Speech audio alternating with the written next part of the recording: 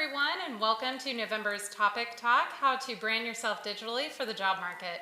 I'm your host, Dr. Danielle Devers, Assistant Professor of Multimedia Journalism here at UM. Topic Talks are a new series started this fall in the Mass Communication program to better prepare students for careers before graduation. This month, we're discussing how your digital and social media presence can affect your job search, both positively and negatively. As more media jobs are relying on social media technologies and digital technologies, we want our students to best understand how to position themselves in the digital world when they're preparing for internships and careers. Helping us learn more about this topic, we have three wonderful alumni panelists. In studio with me, we have Randall Porter. Hi. Randall graduated from the University of Montevallo with a mass communication major and a communication studies/PR minor. Randall is a brand strategist and style enthusiast with a blog called Stylishly Social on the randallporter.com. The blog started as a way for Randall to showcase his style and his love of the city of Birmingham, bringing together those two interests and artists from far and wide. At the center of it all is fashion, of course. Randall is a huge advocate of how personal style carries power carries more power than people can realize. And he likes to showcase that through his Instagram and blog.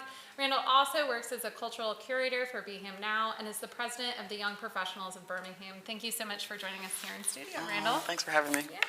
Now we have two guests here on Skype with us today. First is Morgan Alford. Morgan is a 2018 graduate of Montevallo. She currently works as the Associate Director of Campus Visit Experience at UAB and directs their social media content and creative communication for undergraduate admissions. Her desire is to implement social media in UAB's recruitment plans. This was the first step that led her to two different promotions within this year. Congrats, Morgan. At the first peak of COVID in 2020, she also accepted a part-time marketing position with a national nonprofit in San Francisco called Save Her Life, where she works remotely with their marketing team and social media. She will be graduating in December as well with a master's in communication management and certificate in nonprofit management from UAB. Thanks so much for being here, Morgan. Thanks so much for having me. And our third guest today is also joining us through Skype. Reed Strength graduated for UM in 2016 with a major in multimedia journalism and a minor in public relations. Reed is a senior copywriter at Shipt. He's also written about Green Day's discography, written and hosted a Food Fact web show, and penned countless articles, press releases, and corporate emails on deadlines at a moment's notice. Thank you so much for being here, Reed. Yeah, absolutely. Excited to be here. Well, let's start out today with some general questions for our panelists. Of course, our topic this month is about the importance of having a digital presence when you're looking for a job. So why don't you each tell me a little bit about your experience with how you curated your digital presence, your resume, your cover letter, portfolio, and even your social media web pages to prepare for the job market. Randall, why don't you start? Yeah, I don't know if y'all know, I actually worked at Montevallo 2 years after graduating college in admissions. So that was kind of an easy jump for me. But then I went to Good Great Magazine and became the event manager and fashion editor. And the way I did that was, I built a website showcasing my work in the city and what I've done. And then I built my Instagram through that. And I showcase my personal and professional life because someone who's a creator, they want to see both. If you're going into a profession like business or something like that, you may want to think about, separating the two. Right. But I kind of just built mine based on what people wanted to see from me. And so. Excellent. Well, I appreciate that unique experience too. Morgan, talk to us a little bit about how you used your digital presence when looking for a job.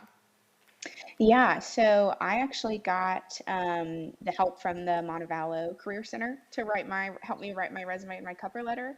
And I actually worked with Randall as a student assistant when I was in college while he was working in admissions, which is wild. And then I applied and used some of my connections from Montevallo to apply to an admissions counselor job here at UAB. And that was really helpful from Casey Kilpatrick, who's now the associate director at Clayton State, also a Montevallo grad, as well as Audrey Crawford, Ashley Beck. All of them in the admissions office were super helpful. And then when I started getting involved in social, it was kind of just a hobby. And then it started to be right when I had started, they had taken away the admissions Instagram which I just started. So I was like, okay, I guess there's maybe a reason for this. And there was a really good reason. It's to help drive content to the larger platform for all of UAB, which was great because, I mean, if you don't have somebody to run a platform, then it's not going to do well. And then right before COVID hit, I was like, this could be a really great way to reach students. If you're familiar with higher education, more like there's less and less students graduating high school. There's less people in the country that are going on to college. And so we need to be creative. And then especially when everything went virtual, being able to push social, being able to do Instagram live tours of campus because we couldn't have students on campus, being able to do Q&As, like all of that kind of stuff was really beneficial. So it kind of just started into like the connections I formed from college and then just the passions that I had and just kind of continuing to push for more in the job that I was already in. What a great way to utilize both campus resources, Morgan, but then also be creative in the ways that you wanted to push your brand and your client forward socially. So I love that. Thanks for sharing that. How about you, Reed? And as a copywriter, obviously digital is a large part of that, but how did you use your digital presence to kind of land that position at Shipt? Yeah, so I started as kind of a straight journalist for a while, especially after I graduated UM. I did an internship with a magazine, an online publication called Pace Magazine. I also was doing, a couple freelance projects here and there for AL.com. And, the thing is that I kind of had all of these stories on different websites, right? But I needed a place to kind of bridge them together. So what I did was I created a Contently that basically featured all of those articles in one place. So that way, when I did have an employer, I could just send them to a Contently link that had all those stories so they could kind of pick and choose what they wanted to see. And that's kind of my catch-all for a lot of my storytelling work. And I'll out myself and say that I have not updated that website in quite a minute since my copywriting career really started. But it just goes to show, I think as a professional digital storyteller, whether you consider yourself, a journalist or a video person or whatever, having one place where you can kind of put all of your work is just so essential because I think employers, more than having a good resume or a good GPA, want to see that you can actually do that work, right? Want to see those examples. And that's something that we tell our students all the time, Reed, that particularly in a mass communication field or a public relations field, it's all about your work. It's all about being able to showcase your writing, your creativity, and your skills. And so while education is so important, and I'm a faculty member, so I want my students to get good grades, but more so than that, I want them to come out with that real world experience, that content that they can showcase. So what were some of the things that you did while a student at UM that really helped you to be prepared for that? What are some things that our students can be doing that maybe worked well for you in your careers? Morgan, I'll start with you. I know that you were not a traditional mass communication major. You actually majored in psychology, I believe. So how did you transition not having those pieces of writing to be able to create that digital content?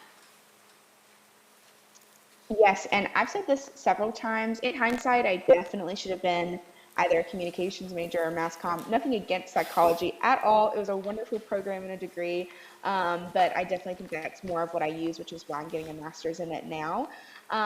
So a lot of it is connections. Like I actually, obviously found the admissions job through my work in admissions, and then I actually found my internship with marketing with Save Your Life through my sorority, like a sorority alumni Facebook page, by someone who lives literally in California, and then we became coworkers, and now we're like kind of friends.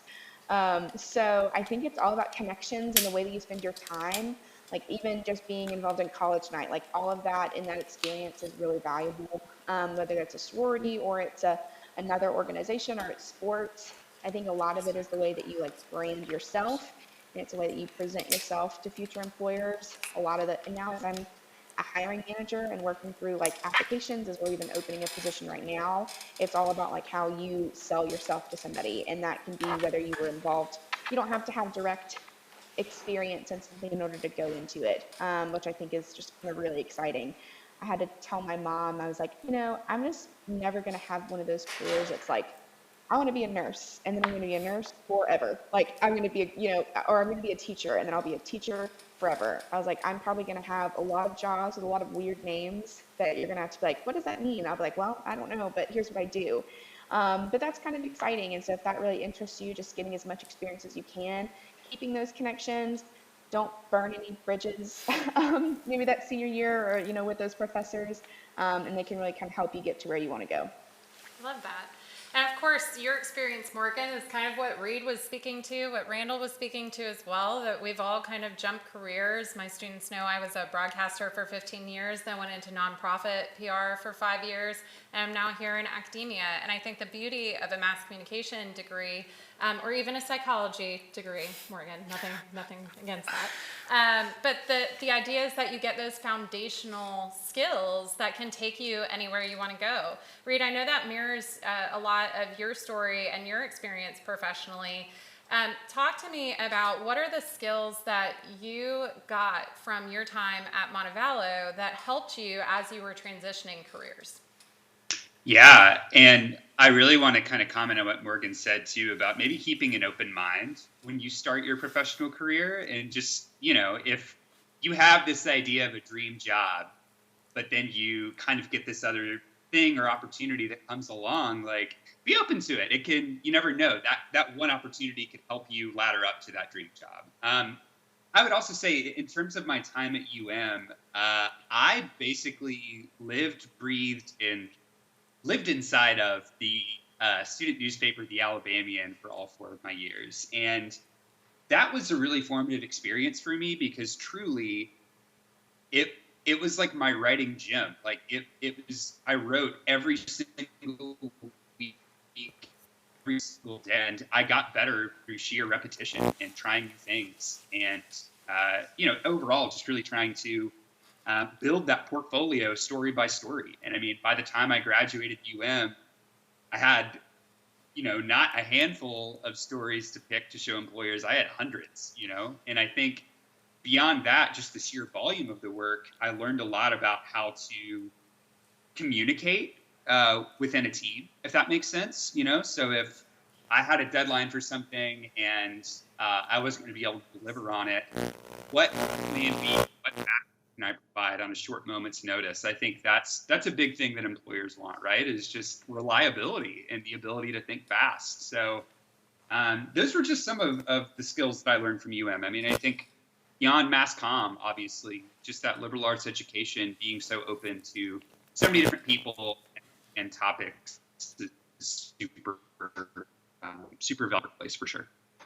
Yeah, thank you. And I really love, your promotion of the Alabamian. We always encourage our students to try to get that real world experience, whether that's here in the production studio with the Alabamian, through internships. It's really that real world experience that helps get you those connections, get you both hard and soft skills that you need to apply. Now, I know, Randall, you have kind of taken your own unique road, starting your own website, your own really business to help promote the randallporter.com. So where Reed kind of used his skill set to transition between different industries, you've created your own thing. So talk to us a little bit about that experience and how Montevallo prepared you in that way. Honestly, the professors here helped me realize who I was and like how I could own that lane and own that space. Dr. Ford and Dr. Hardig told me if y'all know anything about me, I'm all about Mariah Carey. That's who I love. And they were like, you know what? If that's what you love, write about it, talk about it, do everything about that. And then it helped me become who I wanted to be.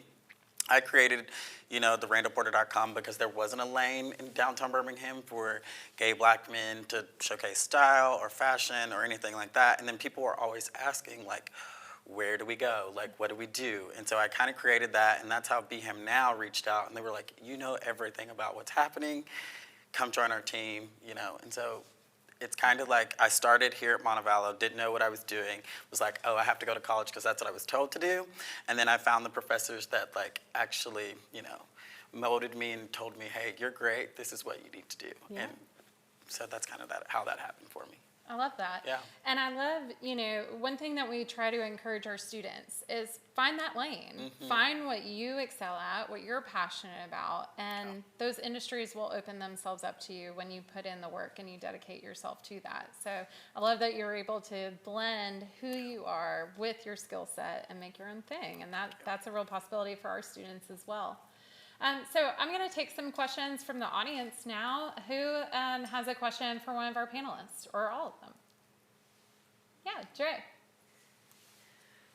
Hi, I'm Jose. I'm a communication studies major. So currently, I relate to you. Sorry.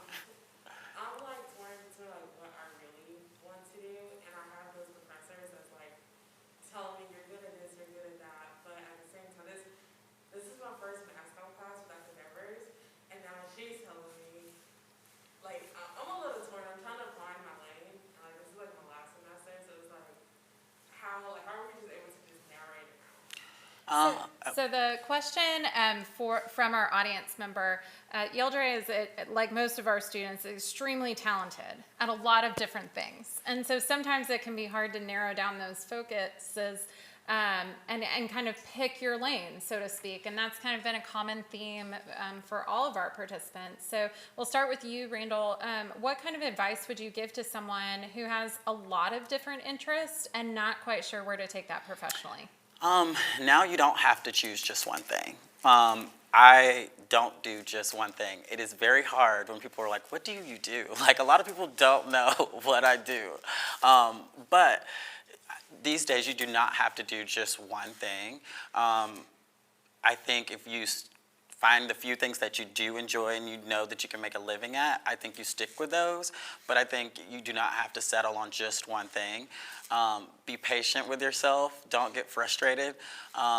Like I said, I started out in admissions for 2 years before I started the blog, and then it just kind of went from there. And that's one of the things that I had to learn, is to just take your time. You'll get there. Everybody has different paths. But I think for me, it was a lot easier to be like, I don't have to choose just this one thing. I'm going to create this space, this platform for myself. What is Randall Porter? And then showcase that. And that's what I do every day. So, I love that.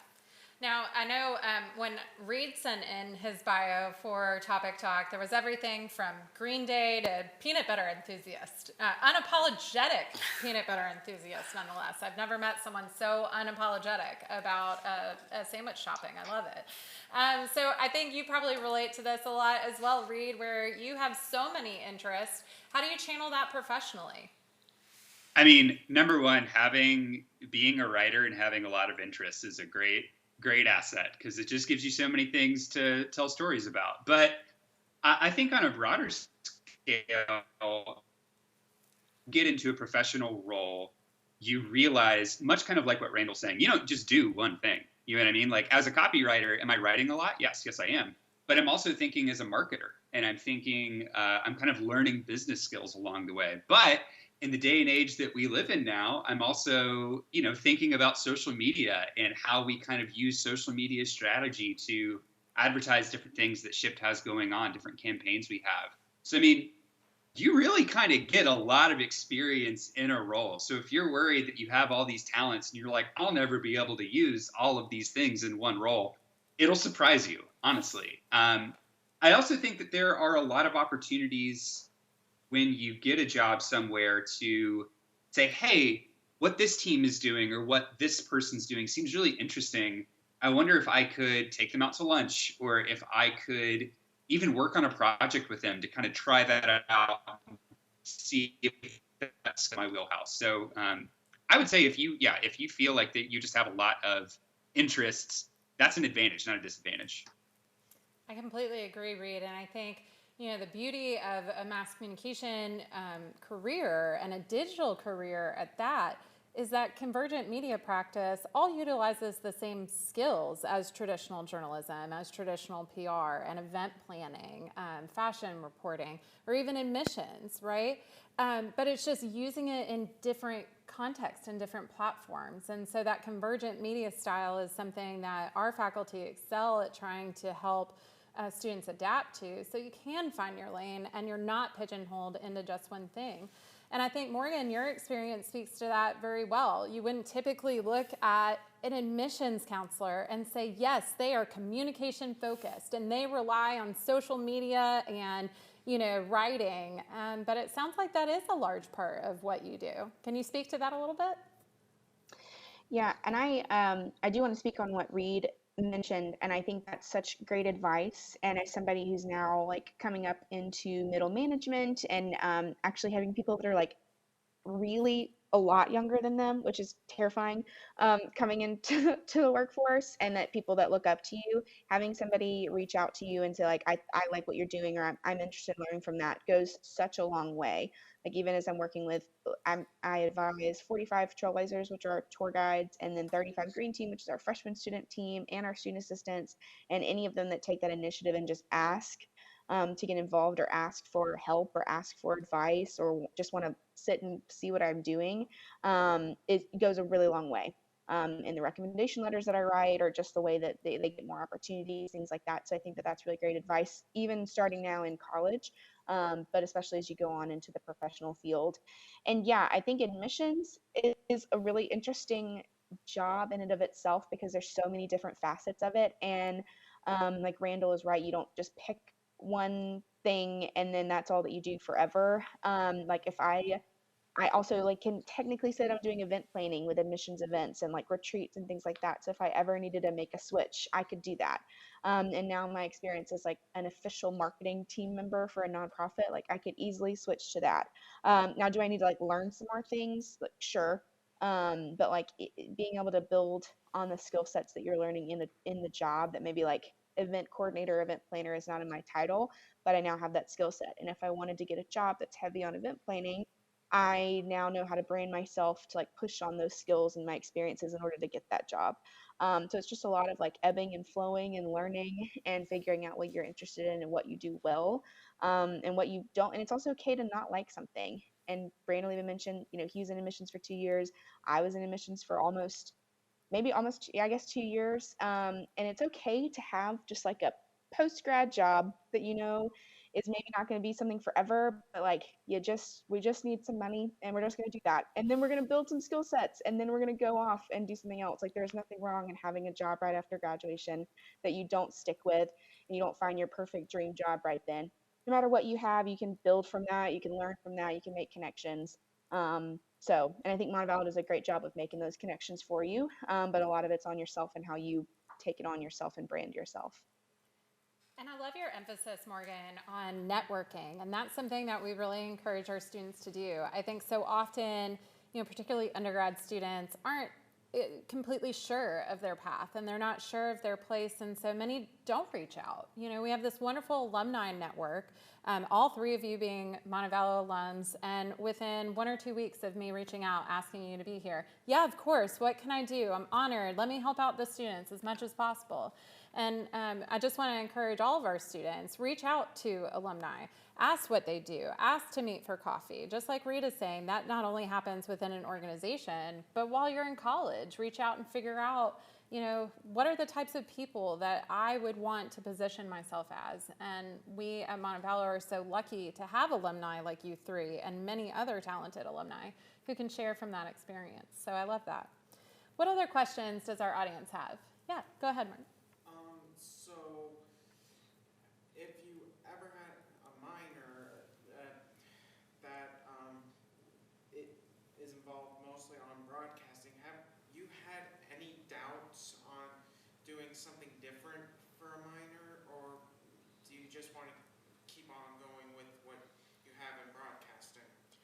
So the question is really about, it's more of an advising question and how majors and minors can help students and their interests. Did any of you change majors or minors, have doubts about your majors? Morgan's like, I should have majored in mass comm or communication. So what advice do you have for students who are currently unsure about their program of study, and what advice would you give back? Morgan, I'll let you go first since you were like, yeah, my bad. And I will say I didn't change my major because I was scary and I didn't, need to stay too long in college, even though I would have stayed forever. But I changed my minor like 4 times. And it also came from I had enough credits coming into school that I had a little bit of leeway. I ended up adding a full complete minor my senior year. So I ended up actually completing the Human Development and Family Studies minor. See, like I'm all over the place. But I started with a Spanish minor, but then it didn't end up like working with my class schedule. And then I also had a sign language minor, but then that one it didn't end up flowing, and I just ended up like trying to learn the language on my own and not having a minor in it. Um, Something I've actually learned in graduate school in my graduate program is trying not to find validation in academics as somebody who's always like excelled in school easily. And I'm very happy to have had that, right? Like great, good grades are great. But after being in school for like 14, 18 years, or you just find validation in getting a grade. And so when I went back to graduate school, I ended up taking a lot of time and like taking random classes and adding this certificate, should I add this certificate, et cetera, et cetera. And then I like was wasting so much time that now it takes me a lot longer to get a master's degree. And I think a minor is great. Is it like super necessary? I don't think so. I think an advisor is going to be more beneficial in like answering that question. But for me, I kept trying to add things because I thought it sounded cool or like I thought I needed it. But like my experience in social media is more valuable than a social media minor or a social media graduate certificate. My experience in higher ed is more valuable than a higher ed certificate. So that's my advice. Now, if you need it for an actual job, an advisor will know that. It'll be more beneficial. But yeah, I changed my minor like 4 times. And that is a lot of the advice that we give our students in advising is one, look at the industry that you want to go into, try to pair up your resume, your actual transcript as much as possible. But really at the end of the day, it's about building skills. And so you could take a random class, let's say in psychology, and that might help you learn persuasion and, audience mentality to help you in marketing. And so that's the wonderful piece of having a liberal arts education is you can take bits and pieces from all over, and it doesn't have to be specified into a major or minor. What about you, Randall? You have so many different interests. How did your academic career play out? Oh man. Let's see. So I changed my major and my minor all the time. I tried to stick with the basics and get through it. I think, like you said, having a liberal arts degree in general was that's the way to go. So the fact that you're all here is a bonus. But like the Mass Comm and Comm Studies program in general, I think if I had to go back and do it again, I would double in both.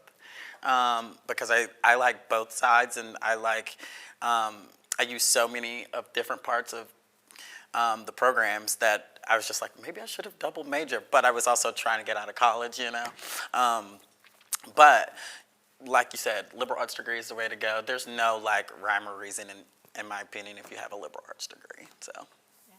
And I really like that advice that it's about finding those basics, those skills that you can use across industries. And what we know from studies of industries and growth, one of the number one skills that employers of all types need is communication.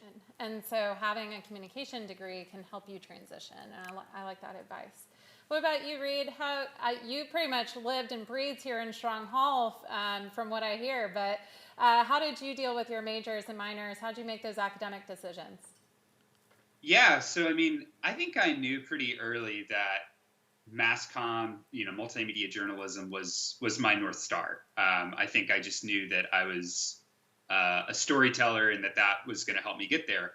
But, my PR minor was actually something I added pretty late in the game. I want to say my junior year.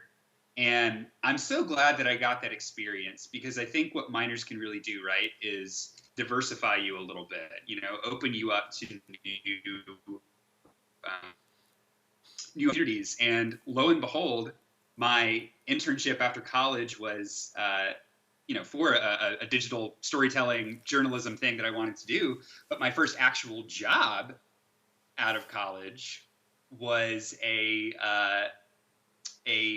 media specialist for the university. So I actually went into PR as my first out of college, like full job. So I'm really glad I had that minor, because I knew how to do press releases. I sort of understood some fundamentals that I don't think I could have taken into that interview without it. So. Excellent. Well, I love that real world advice from three people who have walked through various programs and had different academic experiences. That's so helpful to our students. What other questions do our students have? Yeah, Rick. So kind of going with this theme of you're not stuck on just one thing, how do you kind of balance all the different aspects of your job? Because like you've got, you know, you're a writer, you're a storyteller, but like there's all these other aspects to it. How do you balance all of those little fiddly bits? The fiddly bits. That is the academic, scientific term for all the things that we must do. But it's true. You know, most communication industries require you to be a jack of all trades. You have to be pretty good at a lot of different things, right? And so how do you find balancing those skills within your day-to-day activities really work and play out? Morgan, you probably have some of the most variety in your job description in terms of working in admissions, but also in social media and also event planning. How do you manage that day to day? Oh gosh, it's hard, and there's good days and there's bad days, and I'm still learning. Like even as someone who's moved up a few times, and I am juggling a lot right now, especially within school. My boyfriend is also very aware of how busy that I've been, and my parents and my friends. So that's been really hard. But I think that like it seems kind of similar to undergrad when I was kind of like involved in college night and sorority and exec and best buddies and also like going home every once in a while. I think it feels a little bit similar to that, except I don't get to like not start my day at 9 a.m. anymore when I never signed up for 8 a.m. classes. And so I just think it's about organization, and I think it's about like mental health and checking in on yourself and making sure that you're not overloading on things. And I think it's just like taking it one day at a time, especially if you're in project management, seeing if you're taking on a new job. And my job is very seasonal, so I know that like when it was going to be recruitment season, when it was going to be yield season, or when it was going to be event heavy season. So in preparation for like what's coming up, what's something I can do now to like prepare myself, whether it's like emailing someone who had this job before me, or emailing or texting a mentor and asking for advice, or is there like if it's something literally technical like I do with my my marketing job, I've taken like random Google workshops, like what's something in 5 minutes I can learn about Google Analytics so that I know what words they're saying in this meeting. So I think it's just trying to stay a little bit ahead of the game, but don't overload yourself too much. Don't stress yourself out and think that this is you have to do everything all at once, all right now. Just kind of take it a day at a time and prioritize what you need to be doing at the moment. And again, Morgan, I love your reliance on others and learning from others, that continuous learning process within your career. And I think that that's so important to remember that you're not going to walk out of undergrad knowing everything you're going to need to know for the rest of your life. I mean, let's be honest, social media and digital as a career didn't exist when I graduated from undergrad, right? I mean, it did, but not like I was. Anyway, I won't age myself on television. But I think it is a continuous learning process. And for you, Morgan, going back and getting your master's in communication management is one way to build those skills. Reed, you talked about going back and studying more in PR and marketing and trying to take workshops and learn from other people. How have you balanced all the various aspects of your career with your overarching goal of being a storyteller?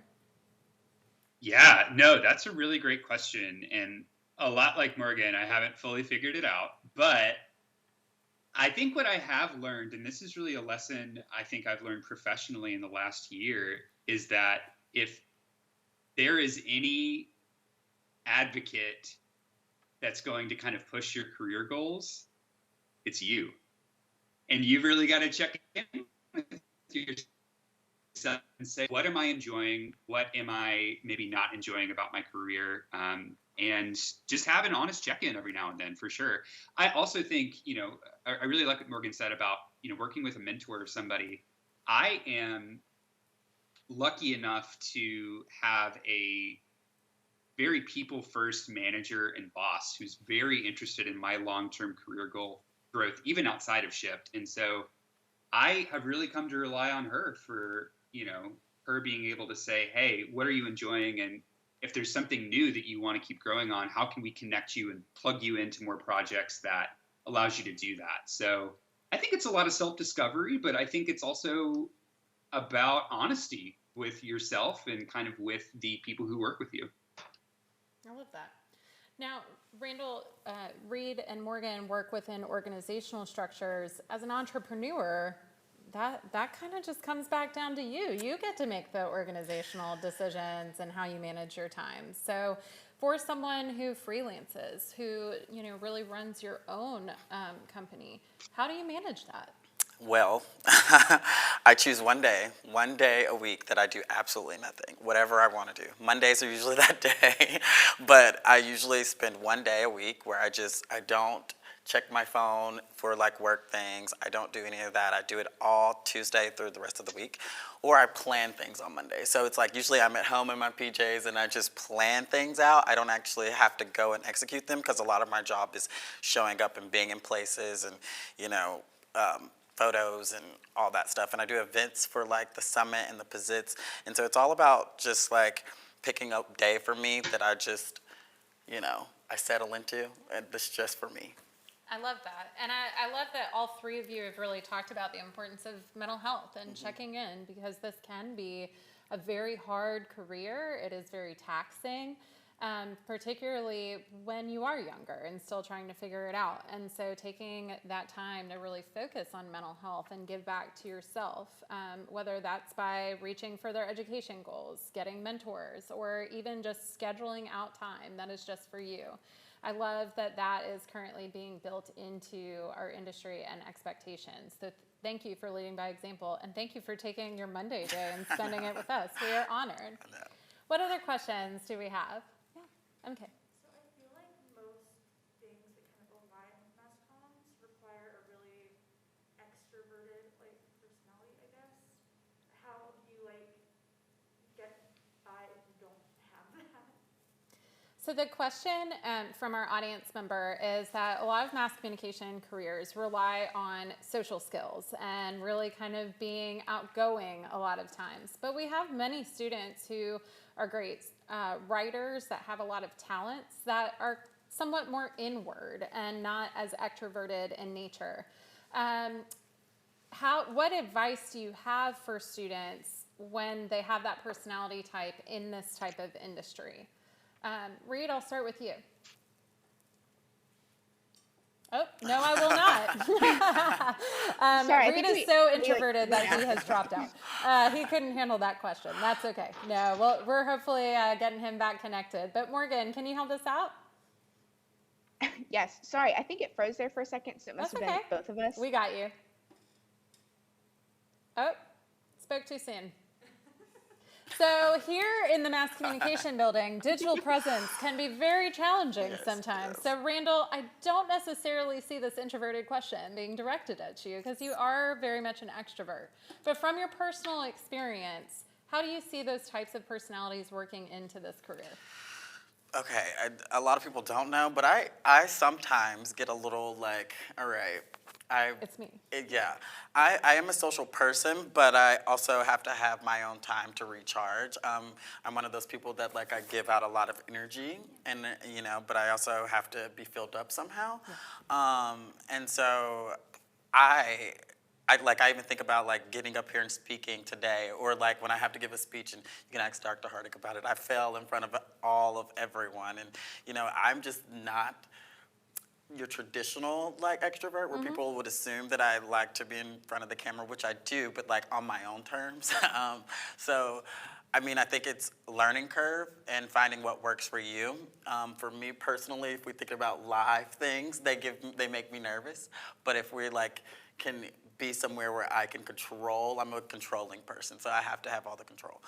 So if I can control the environment, I'm good, and I think that could work for people who aren't so outgoing. You can control it, get it the way you want it to be.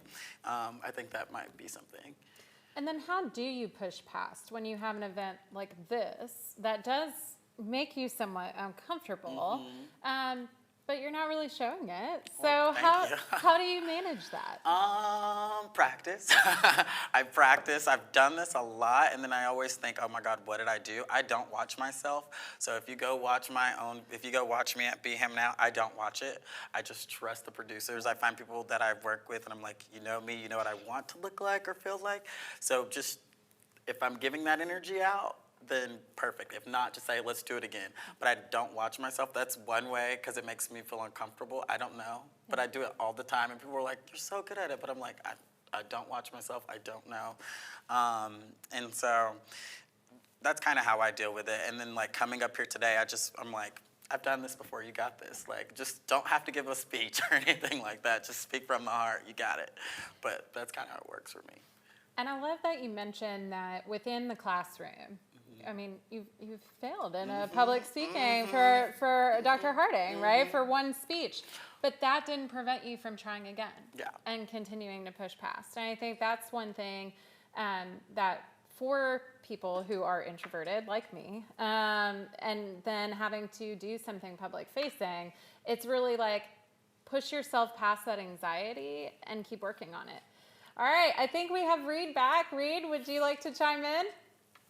Yeah, no, I am also much like Randall. I'm sort of a conditional extrovert. You know what I mean? I think I can turn it on, but at my core, I'm definitely an introvert, and I need to be refilled and kind of have my own time. But I think introverts, man, I really kind of think we have an advantage in this field, especially as storytellers. I feel like what introverts are listeners, right? They don't want to be kind of the center of attention all the time. Instead, they can really kind of hone in and ask someone else and put someone else in the spotlight and kind of collect those details. So I don't know. I use my introvert powers to listen and be a fly on the wall and craft the parts of the story that I know I need to tell. You know what I mean? So I don't think it's a disadvantage at all. I think introverts have an advantage. And I love that reframing of that what a lot of my students and a lot of undergrads see as a weakness can actually be a great power.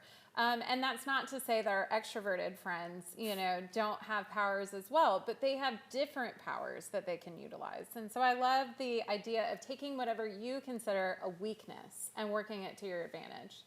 What about you, Morgan? How do you deal with that, introvert, extrovert style? Well, I will say when I was making our own like Instagram live videos and doing my own editing, and I was the one doing the videos, that was horrifying. It took me forever because I had to keep redoing the video because then I would watch it back. So if I could have had somebody else do the editing, I would have saved probably hours. But I think we are all our own worst enemy. I think a lot of it is mindset. I think you just have to realize like you are the expert in whatever it is that you're doing. And if you're not, then become the expert, right? Like if you're imposter syndrome, if you're like, why did I get hired? I'm not extroverted or I'm not whatever, or I don't really know what I'm doing. And how do you format an Excel sheet? I don't know. Well, you have Google, you have like a really great playlist, you have like some motivational time to write in a journal, like that's all the rage right now. And just like acknowledging that like you have this power and you were selected for a reason and you were here for a reason and you have more to bring to the table than you thought, especially as a woman. I don't know if there was a woman that submitted this question, but you just have to like take up space and you have to realize your worth. And especially as a young professional going into a workforce, you just have to take it day by day. And there's going to be bad days where you're very aware of the fact that you're at the bottom of the totem pole. And then there's going to be a day where you know something that somebody else doesn't know, or that they hire somebody new and you get to mentor that person, or you get to take ownership of ordering the Chick-fil-A for lunch for the students, right? And like that's your thing and you're going to do it really well. And then they're going to ask you every time to get the lunch, right? And then that just grows and now you're, helping with events and now you're planning events, right? Like it's all just baby steps and just it's a mindset thing. So figure out what works for you, and sometimes you have to flex and it might not be your favorite thing to put yourself out there and to stand up for yourself, but you just kind of have to do it. And then do it and then go home and don't talk to anybody else and watch some Netflix and eat some chocolate, and it'll be fine. I love it. Great advice from all three of our panelists. So because we're talking about digital and social media today, Randall, when you were introducing yourself, you talked about like you've kind of combined your personal and professional accounts. And I'm sure that others have told you you really need to keep them separate, like your personal life doesn't intermix. So when we're thinking about how to advise students on what do you post, what do you not, what content is personal, what content is professional, and how do you negotiate that, particularly in your last few years of, junior and senior year before you're going on the job market? What kinds of advice do you have about how to brand yourself digitally in a way that makes it uniquely you, but also positions you for professionalism? And I'll start with you, Randall, since it's the most difficult question for you, isn't Yeah, it? it is. Because I do manage 3 other accounts, like for realtors, because I do social media management and consulting for a few other brands in town. And it's hard for them to like separate the fact of them as a realtor and them in their personal life. And because that's what people come to you for, is your professional life, not your personal. But there's those small little. So when I worked for Aviate, which is a fashion brand, I was the director of brand communication. And what everybody loved about Aviate is that we put little trinkets of our personal lives in it because everybody wanted to see the people behind the brand. And so I think if you put small little taste of your personal life, don't give them everything in it because people want to see and they want to know. They want to feel some connection to you. I think if you do that in the small, tasteful way, then it'll work out for you. I don't think you should put anything other than, like when I worked for Good Grit magazine, I would showcase like fashion and events because that's what my work and my life was. But it wasn't my true life, but it was the life that people thought it was. So that's the power of social media. You can trick the minds here a little bit and make people think that this is you and what you do all the time with little happy notes of who you are every day, I think would work. And it's really about putting your best foot forward for future employers, particularly in those last 2 years, to show like, here are my skills, here's what I'm good at, and that is me, and there's nothing false in that, but it's presenting your best professional life. Now, Reed, I know you working in PR speak a lot in brand voice, you have to speak on behalf of your brand. How do you manage that professional writing with, how you present yourself personally? Man, that's a great question, and I think to kind of Randall's point, that mixing is happening, and I think it's going to continue happening. Luckily, when I'm thinking of writing for my company's, social media, it helps when you work for something that kind of has your own personal voice. When I think of my company, they're very helpful and they're very caring and they also kind of allow for some humor every now and then. We like some zing in there, and that's kind of how I like to communicate to people personally. So when I think of how to communicate as them, that comes a little natural.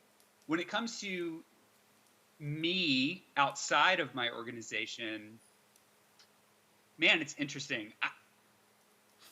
I don't know. I guess I show my personal life, but then if I do a video or if I do an article, I share it on my personal account as well. And I kind of feel like it just gives a more holistic view of me as a professional. You know what I mean? Yes, I have a cat and I love her very much, but also I just did a video about mulled wine. So like, I want to show you both, right? One other thing I'll say though, is that I think with having a digital presence as a professional, it's so important to learn a little bit about each platform. So, go ahead and familiarize yourself now while you're in college, while you have these formative years with Facebook, with Twitter, with Instagram, with TikTok. Do not ignore TikTok. TikTok is not for kids anymore. It is a brand thing. You may as well go ahead and get used to it, because if you want to kind of work in that field, you're going to be doing all of them for sure. Well, thank you for your promotion of TikTok. Now all of my students are going, okay, I guess I did have to do that video. Thank you.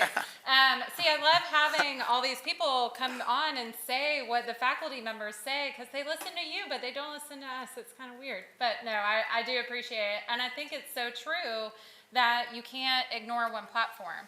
A lot of our students don't use Facebook personally, but that may be where their brand or their audience or their client needs them to be. So being familiar in that area is helpful too. Morgan, what about you? How do you kind of balance being a professional And then also speaking in the brand voice of UAB, which, as you know, I actually worked at UAB Medicine, which is a different entity than UAB, the campus. And so those brand voices are totally different. How do you manage that large structure? Yeah, and for me personally, running two different social media accounts, both for like Silver Life and for UAB, my personal social media is trash. So I don't know if anybody else relates to that. Like, there's like several memes going around of like how my, brand Instagram looks and how my Instagram looks. Mine, not great. Just I'm not posting on them as much just because my time is just needs to be dedicated. From on social, I need to be doing something probably for them. Except TikTok, I have my own TikTok time, and that's for me to learn about home renovations. I don't own a home.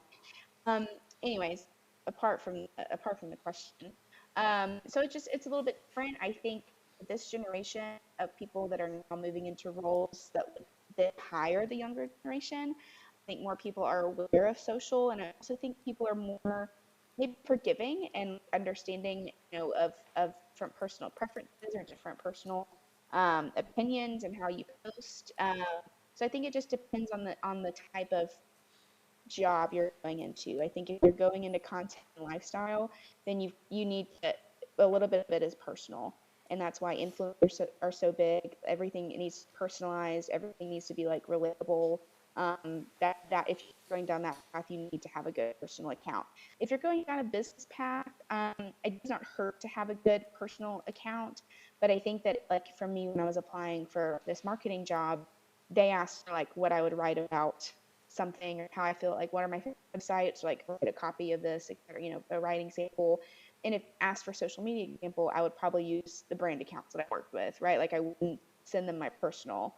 So it just depends. Like, use what you have. So if all you have is your personal and you need to beef that up so that you can get a job, or use that as an example, then it's fine. But I think it also depends on which avenue and which career path you're going into. And also LinkedIn.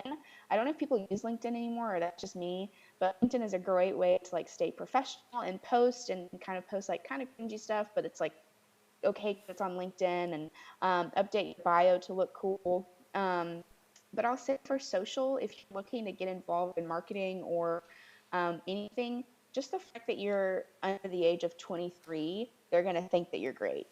Especially if you're going into a job where it's like a lot of older generations, you could just say the word engagement and they're just like, like Right.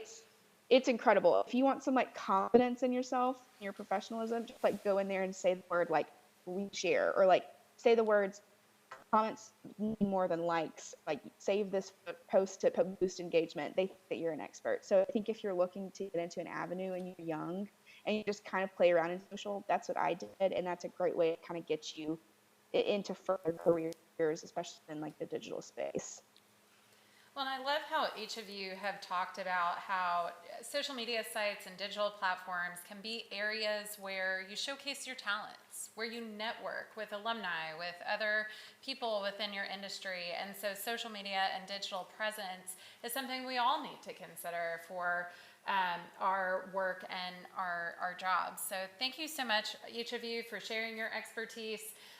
Thank you for all of our audience members contributing today. I really appreciate it. Make sure that as you're thinking through this advice that you're talking to your advisors about it. Spring and summer registration is opening up. Find those classes, find those minors, the majors that give you these skills that allow you to know your digital presence and brand yourself appropriately. So this is our last topic talk of the semester, but be sure to join us in January for our next series. Thank you so much again, Reed, Morgan, Randall. Appreciate you sharing your advice and giving back. So have a wonderful day, everyone. Thank you.